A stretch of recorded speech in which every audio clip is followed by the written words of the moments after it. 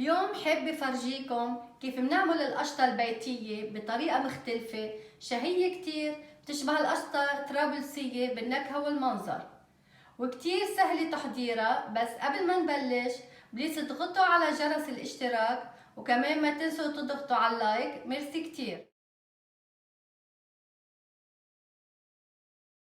ولأعمل هالوصفة بحاجة ل 12 قطعة توست أبيض، وبدي كمان لتر كريم طازة، وبدي تلت الكوب حليب، وبحاجة كمان ل3 ملاعق كبار سكر بودرة ول3 ملاعق كبار نشا، وبدي ملعقة كبيرة ما ورد وملعقة كبيرة ما زهر وانفلوب مسكة.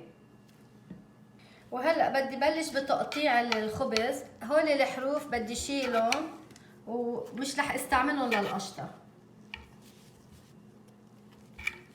بس بستعمل قلبها. بحب ذكركم كمان انه كل فيديو انا عم بصوره عم ترجمه بالانجليزي والعربي باسفل الفيديو، وعم بحط كل المقادير برجع بكتبها بالعربي والانجليزي.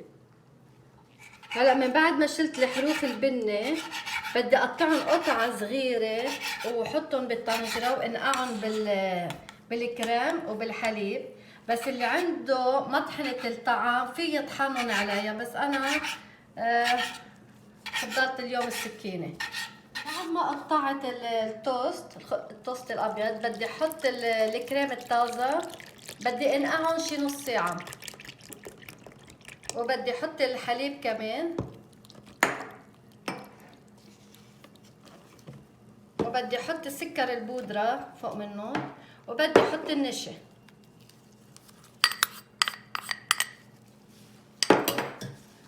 وبحركهم. وهلا بتركهم نص ساعه قبل ما احطهم على النار لحتى الحليب يتش الخبز.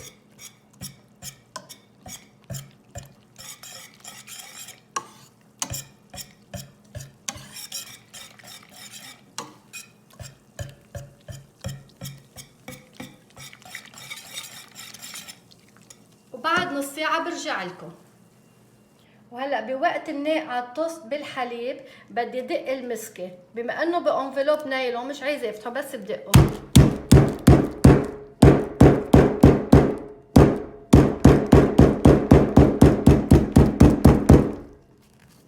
صار جاهز. وهلا من بعد ما صار لها نص ساعه الخبز منقوع بالحليب والكريم، بدي احط النار على الوسط وبحركها.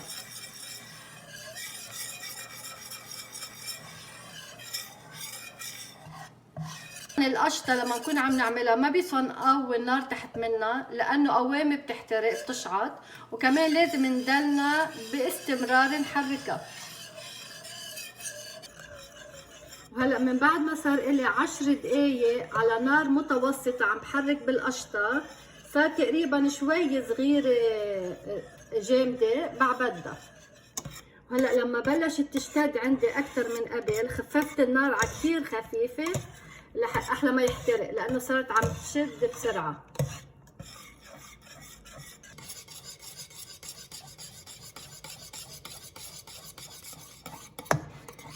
وهلا صار لها 18 دقيقه على القد على النار الوسط، وبعدين خففتها على كثير خفيف، وهيك صارت سمكتها. هيدي هي. هلا صرت رح اطفي تحتها. وهلا صار لها 19 دقيقة القشطة على النار، لازم اطفي تحتها واحط لها ما زهر وما ورد والمسكة. بدي احط ملعقة كبيرة ما ورد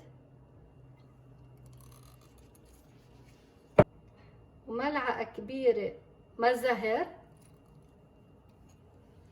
بدي فرغ المسكة فوق القشطة واحركهم منيح وانا طافية النار.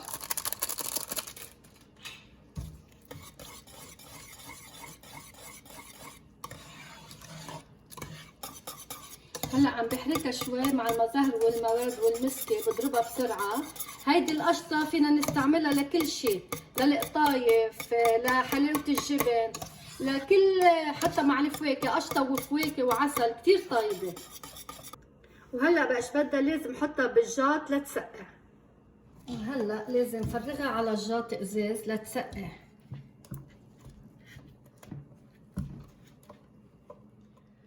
على ريحتها الطيبة بتشق القلب. وهلا من بعد ما حطيت القشطة بالجاط الازاز لازم غطيه لوجها دغري احلى ما يشقق وجها. وبس غطيه لوجها دغري بنقور الكيس احلى ما يعرق ويصير ينقط مي على القشطة. وهلا لازم اترك القشطة على الطاولة شي ساعة ساعة ونص لتسقع شوي وبعدين بحطها بالبراد. وهلا من بعد ما صار لها ساعتين سكبتها بالجاط. حبيت اشعكن اياها باخر الفيديو، واكيد كل ما سقعت بالبراد كل ما جمدت اكثر. يعني هي القشطة اذا بتنعمل قبل بنهار بيكون احلى.